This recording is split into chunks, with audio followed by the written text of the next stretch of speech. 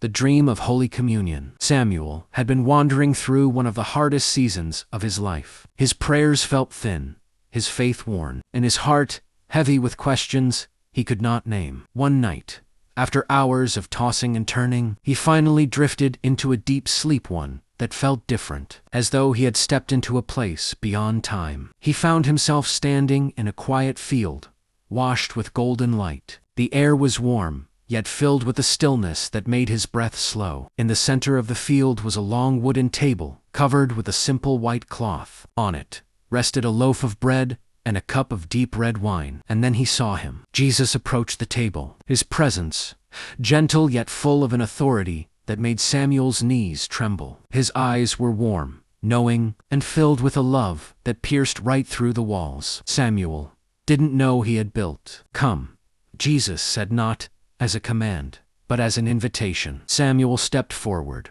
suddenly aware of every burden he carried. He tried to speak, tried to confess the doubts, the scenes, the fears, but Jesus raised a hand, and the words dissolved. "I know," Jesus said softly, "and I am with you." Jesus broke the bread and extended a piece toward him. When Samuel took it, warmth ran through his fingers, up his arms and into his chest. It felt like peace taking root where pain had lived for too long. "This is my body, given for you," Jesus said. Then he lifted the cup, offering it with the same tender certainty. "This is my blood, shed for you. Do this in remembrance of me." When Samuel drank, he felt overwhelmed not with guilt, but with a deep sense of being loved, fully and without condition. The field brightened, the light rising around them like a sunrise. Jesus placed a hand on Samuel's shoulder. "You are not forgotten," he said. "Walk in the grace you have received." The light grew brighter still,